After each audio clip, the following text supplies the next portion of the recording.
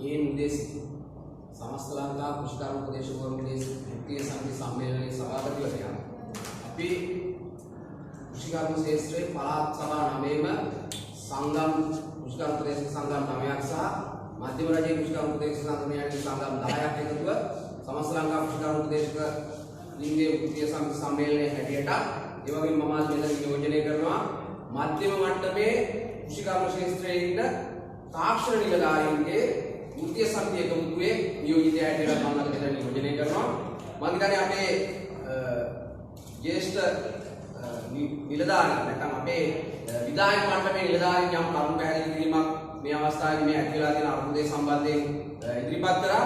නමුත් ඒ කරුණු එක්කලා මෙතන ඉදිරිපත් කරන ප්‍රධාන කාරණා කිහිපයක් තියෙනවා. අපි තමයි මධ්‍යම මණ්ඩලයේ නිලධාරීන් නැත්නම් තාක්ෂණික වෘත්තිකයෝ තමයි ගොවියොත් එක්කලා ගොවි බිමේ ගැටෙන්නේ.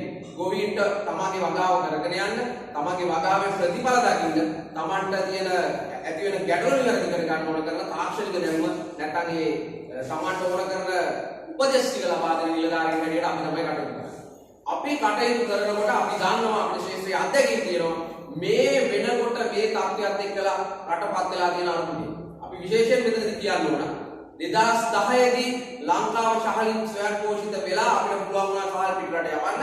හැබැයි ඒක එකපාරට සිද්ධ වෙච්ච දෙයක් නෙමෙයි. එක ආණ්ඩුවක් කරපු දෙයක් නෙමෙයි, එක රජයක් කරපු දෙයක් නෙමෙයි.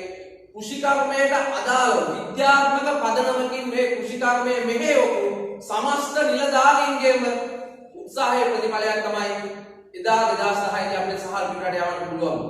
අපි දන්නවා 1940 60 විතර වෙද්දී ලංකාවට අපි සහල අපේ ආහාර පරිභෝජනය සඳහා ආනයනය කරනවා. ඒ නිසා මුළු ලෝකෙම මේ විද්‍යා පරිවර්තනයකට ගියා. රටවල් සියල්ලම සමස්තයක් හැටියට අපි ආහාරයෙන් ස්වයංපෝෂිත වෙන්න ඕනේ කියන තැනට ඒ තැනත් එක්කලා විද්‍යාඥයෝ පරීක්ෂකයෝ පරීක්ෂණ කරන්න ගත්තා. ඒකක භූමි ප්‍රමාණයකින් අස්වැන්න වැඩි කරන්න කොහොමද පුළුවන්කම ලැබෙන්නේ කියලා. මොකද අපිට ලෝකයේ බිම් ප්‍රමාණය වැඩි කරන්න බෑ, පොළවේ බිම් ප්‍රමාණය වැඩි කරන්න බෑ. අපිට පුළුවන්කම තියෙන්නේ වගා භූමි වලින් වැඩි නිෂ්පාදනයක් ගන්න කොහොමද කියන එක සම්බන්ධයෙන් කටයුතු කරන්න. එතකොට ඒ අනුව තමයි අපිට පුළුවන් මේ පරීක්ෂණ ආයතනවල පරීක්ෂණ නිලධාරී විද්වතුන් යම් පරීක්ෂණ වලට ගිහිල්ලා දිගුකාලීන භෝග වෙනුවට නිර්මාණය කරලා දිගුකාලීන භෝග මුහුන් කරලා නව ප්‍රභේද පිළිකලා කෙටි කාලයකින් වැඩි අස්වැන්නක් ලබා ගන්න පුළුවන්. හැබැයි මේ කෙටි කාලයකින් වැඩි අස්වැන්න දෙන්න නම් ඒ කෙටි කාලය තුල හොඳ පෝෂණයක් සාගයට දෙන්න ඕන. නැත්තම් ගහට දෙන්න ඕන. ඒ පෝෂණයත් එක්ක තමයි ගහ හැදිලා කරල් හදලා අපිට වැඩි අස්වැන්නක් දුන්නේ. ගෙඩි හදලා අපිට වැඩි අස්වැන්නක් දුන්නේ. බීජ හදලා අපිට වැඩි අස්වැන්නක් දුන්නේ. කරල් හදලා අපිට වැඩි අස්වැන්නක් දුන්නේ. අපි ලංකාව අතීතයේ ගියොත් එක කණ්‍යයි රටේ වගා දිගුකාලීන භෝග වී වගා ගත්තොත් දිගුකාලීන භෝග හැටියට එක භෝගයක් වී වගා කරා කණ්‍යයි අවුරුද්දට කණ්‍යයි අස්වැන්න ගත්තා. අපිට සහල් ප්‍රමාණවත් උනේ නැහැ එදා හිටපු ජනගහනයට පරිභෝජනය. ඒ හින්දා අපි වෙන භෝගයක් පරිභෝජනය කරා. අපි දන්නවා අපේ සීයලගේ කාලේ අපි අපේ අත්තලා එක කතා කරලා පොඩි කාලේ එක වේලක් ඉඳලා තමයි බත් කාලා තියෙන්නේ. කුරහන් දාලා කාලා තියෙනවා. වෙන වෙන අලභෝග අලවර්ග කාලා තියෙනවා. එහෙම කාලා තමයි මේ පරිවර්තන වෙලා තියෙන අද සමස්ත ජනතාවම හොයන්නේ තුන් වේලකට බත්. එහෙම නැත්නම් සමහර උණු වෙලා තියෙනවා කෙටි ආහාර වල හැබැයි ඒක එක වේලකට විතර. නැත්නම් අපි තුන් වේලකට බත් කන જાතියක් හැටියට පත් වෙලා තියෙනවා. තුන් වේලකට જાතියට බත් කන්න දුන්නේ විශේෂයෙන්ම කුෂිකර්ම දෙපාර්තමේන්තුව කියන එක අපි බයන දුන්නා. කුෂිකර්ම දෙපාර්තමේන්තුවේ හිටපු කුසි විද්‍යාඥයෙක් දැනටත් ඉන්න අය ඊට පස්සේ තාක්ෂණ මට්ටමේ නිලධාරීන් ඊට පල්ලෙහින් ඉන්න නිලධාරීන් මේ සියලු දෙනා එකතුව තමයි මේ ඉලක්කය ජයග්‍රහණය කරේ. හැබැයි අද මොකද වෙලා තියෙන්නේ? අද රටේ මේ වෙද්දින්න රජයේ ගන්නවා ප්‍රතිපත්තිය අපි රසායනික ද්‍රව්‍ය භාවිතයෙන් තොරව නැත්නම් රසායනික පොහොර භාවිතයෙන් තොරව වගා කටයුතු කරන්න උත්සාහ වගා කටයුතු කරගෙන යනවා. හැබැයි මේක ගොවියන්ගේ ඉල්ලීමක්ද? නෑ. මේක රටේ සමස්ත ජනතාවගේ ඉල්ලීමක්ද? නෑ. මේක කාගේ ඉල්ලීමක්ද? මේ ඉල්ලීම යම් විදියට ඊන ටිකක් දකින විද්වතුන් පිරිසකගේ ඉල්ලීම.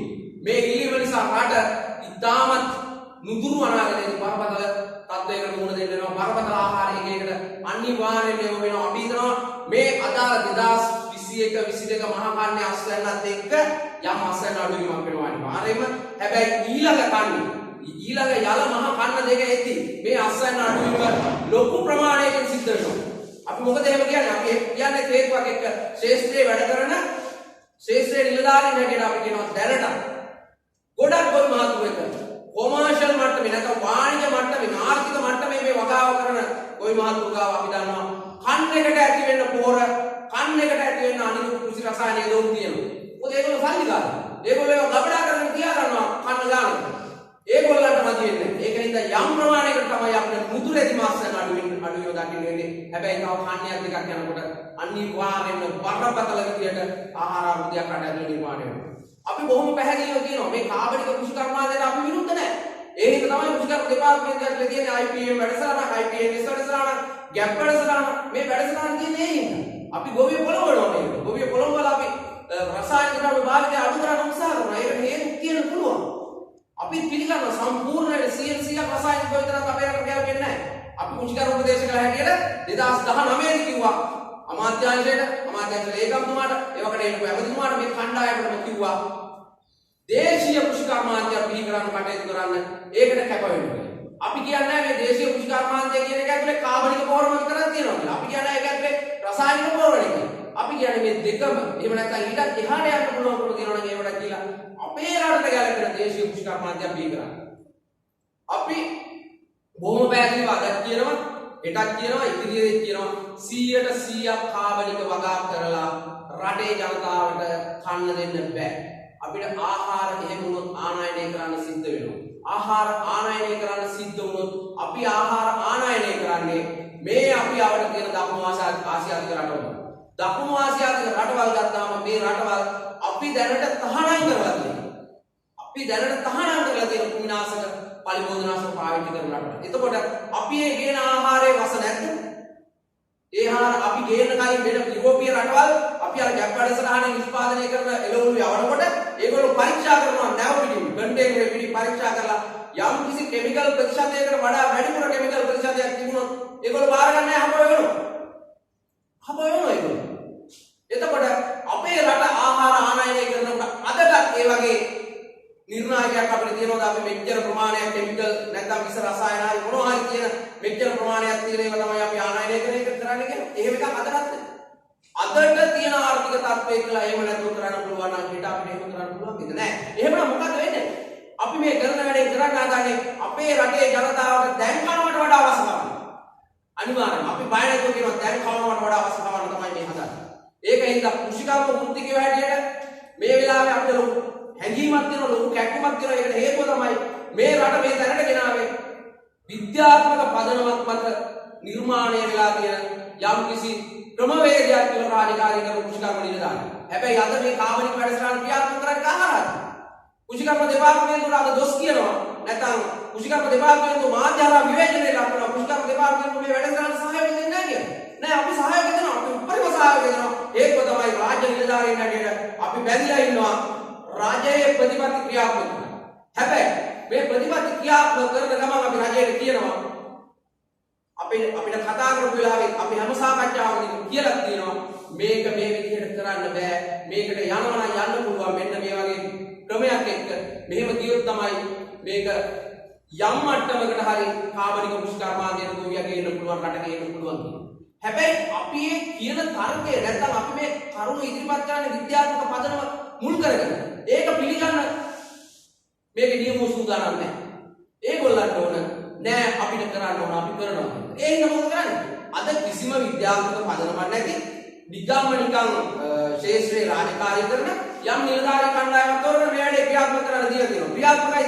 ඔබ දන්නවා අද වේදී අපිත් මාධ්‍ය දකිනවා. සමහර ගොවි මාතෘ වෙනවා අපේ කොම්පෝස්ට් දැන් මාස එකමාරයි ජීර්ණ වෙලා නැහැ දාන්න බෑ. සමහර ගොවි මාතෘ වෙනවා මේ අපේ කොම්පෝස්ට් වල ගඳ ගන්නවා මේක අරින්න බෑ. ඇයි?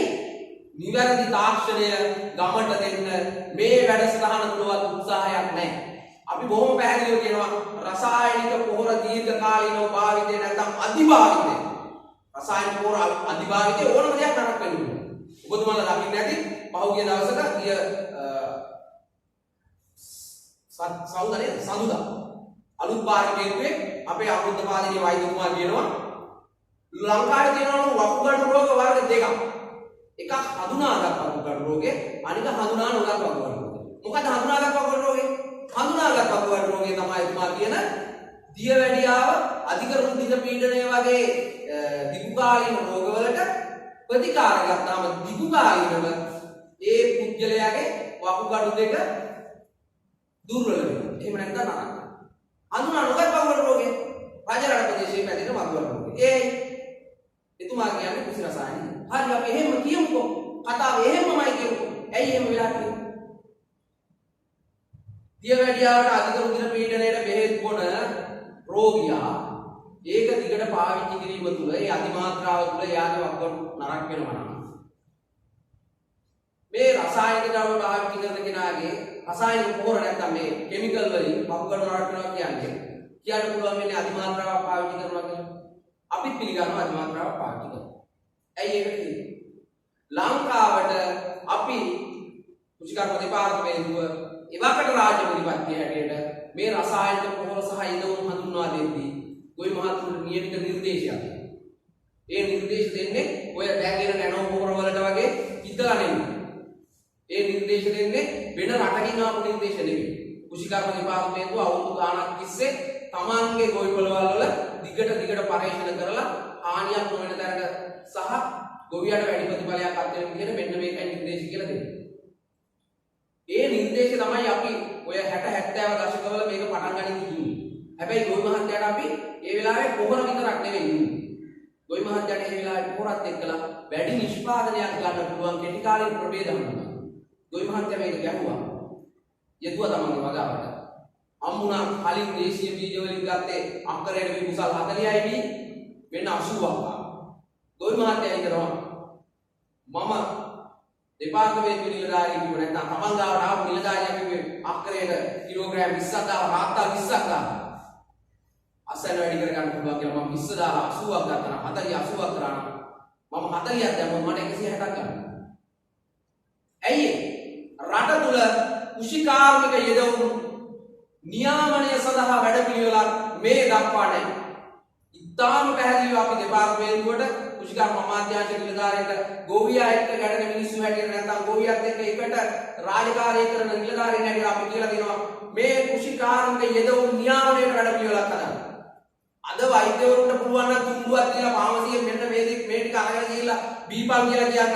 ඇයි කුෂිකර්ම දෙපාර්තමේන්තුවට කියන්න බැරි ගෝවියාට ඒ වගාව පරීක්ෂා කරලා බලලා ඔයාට ඕන මෙන්න මෙච්චරයි රසායනික පොහොර අපි අපේ යටතේ තමයි ආරෝපීයක තියෙන්නේ රෙජිස්ටර් ඔෆ් පෙස්ටිසයිඩ් එතනින් නිර්දේශනිකුත් කරන්න පුළුවන් අපි තමයි කිමිකල් කඩ පාලනය කරන්නේ කිමිකල් කඩ පාලනය කරන්න පුළුවන් අපිට ඇයි අපිට කියන්න බැරි ගහපන් අක්කරේට ඊ වගාවට කිලෝග්‍රෑම් 20ක් දෙන්න ඊට වඩා දීලා අහුම තොග පරීක්ෂා කරනවා අපිට පුළුවන් ඒකට විරුද්ධ ඇක්ෂන් එකක් ගන්න. ඒකට තියෙනවා පණ.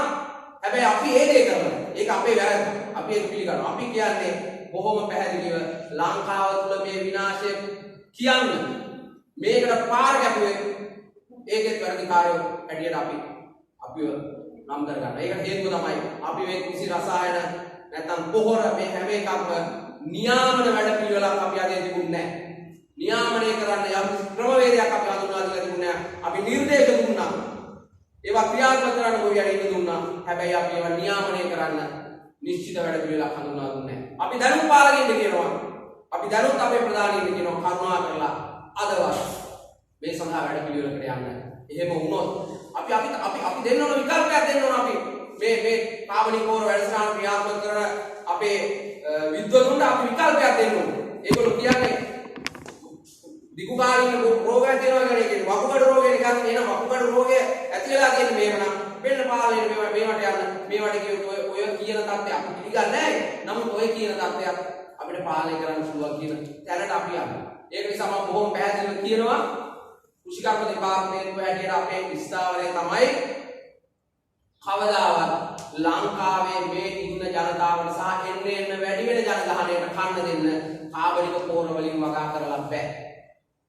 ඒක පැහැදිලි. ඒකට හේතුව තමයි අමාව උදාහරණයක් ගත්තොත් ඔබ උදාහරණයක් ගත්තොත් අපි පොඩි කාලේ ඉඳන් බොහොම පුංචියට පොඩි බෝඩින් එකේ හැබැයි අපිට දෙන පෝෂණයත් එක්ක අපි කාලා බීලා මේවා වෙලා තමයි අපි නැගිටලා ඇදලා එන්නේ මේ වගේ තත්ත්වයට එන්නේ ගහ පැලිත් ඒ වගේ. අපි ගහට පැලේට දෙන පෝෂණ ප්‍රමාණය ඕන පෝෂණ ප්‍රමාණය අනුව ඒ ගහ හැදෙනවා. ඒක කෙටි කාලිනව වහම තවත් ඒක බොහොම අත්‍යවශ්‍ය තත්ත්වයක්. විභාගාවලික මේ කෙටි කාලින භෝගයට අපි ඉක්මනට පෝෂක දෙන්න ඕන. හැබැයි කාබනික පොහොර වලින් ඉක්මනට පෝෂක දෙන්න පුළුවන්ද? එහෙම වැඩ පිළිවෙලක් වයි ඉදිරියට ඔතන ඔය කතා කරමු යුද්ධ තුන තියෙනවද? කාබනික පොහොර වලින් ලොකු වැඩ පිළිවෙලක් තියෙනවද ඉක්මනට පෝෂක ටික දෙන්න? අනිත් උඹ මාස 3යි කියනවා අපි මාස 3ේ කාලා හැදියා. ඔය ගහ කරන්නේ ඒක. ඌ අපි දෙන වතුර ඊට පස්සේ පොහොර අනිත් දේවල් කනවා කාලා ඌ හැදෙනවා හැදිලා අපිට කරන්නේ ඌ අපිට කරලා දෙන්න නෙමෙයි ඔය හැදෙන්නේ. අපි විද්‍යාඥයෝ හැටියට අපේ ආහාරයේ මේ අපේ ආහාරයට ගන්න දේ නිෂ්පාදනය කරගෙන අර ගහකට කන්න දෙනවා. හරකෙක් හදනවා වගේ තමයි. නැත්තම් කුකුලෙක් හදනවා වගේ තමයි. අපි කන්න බොන්න දීලා පෝෂණය දීලා ඌ හදාගන්න බ්‍රොයිලර්. ඒ කියන්නේ මස් නිෂ්පාදනය පිණිස කුකුලන් නැති කිරීම. අපි ඉස්සරලාම උක දවස් 45යි අපි ඉගෙන ගන්න. හැබැයි දැන් ඊටත් වඩා අඩු වෙනවා. ඒ මොකද කන්න දෙනවා. කෑම දීලා ලොකු කරගන්න. ඒ වගේ තමයි මේ ගහටත් කරන්නේ ඕන කරන දේවල් දෙනවා. ඒ දෙනකොට එයාට ලෙඩක් නැතුව ඒ ලෙඩේට ප්‍රතිකාර කරනවා. ඒකෙන්ද බොහොම පැහැදිලිව කියනවා මේ වගා ක්‍රම මේවා බොහොම බරපතල විදිහට පරීක්ෂණ වලට යොමු වෙලා බොහොම කැපකිරීම කරලා හොයාගත්තු ප්‍රභේද ඒ ප්‍රභේද තමයි දැන් මේ වගා වෙන්නේ. ඒ වගේ අස්යන් ගන්න නම් ඒවට ඕන කරන පෝෂක ප්‍රමාණය දෙන්න ඕන. ඒ පෝෂණ දෙන්න පුළුවන් නම් කාබනික පොහොර වලින් නිශ්චිත ප්‍රමාණයක් අපි කියනවා නයිට්‍රජන් ඕන 116ක් කියලා නැත්නම් පොටෑසියම් ඕන 120ක් කියලා. ඒ වගේ ප්‍රතිශත එක වගාවට වෙනස් වෙනවා. ඒ ප්‍රතිශතේ කාබනික පොහොර වලින් ඔය කියන කණ්ඩායමක් දෙන්න පුළුවන් නම් අපි 100%ක් කාබනික පොහොර වගාවට එනවා. හැබැයි ඔය කවදාවත් කරන්න බෑ. ඒකෙන්ද අපි එකගයි අපි බොහොම ආයාචනාත්මකව ඉල්ලනවා මැදහත් තැනකට එන්න කාබනික පොහොර භාවිතය ප්‍රචලිත කරමු.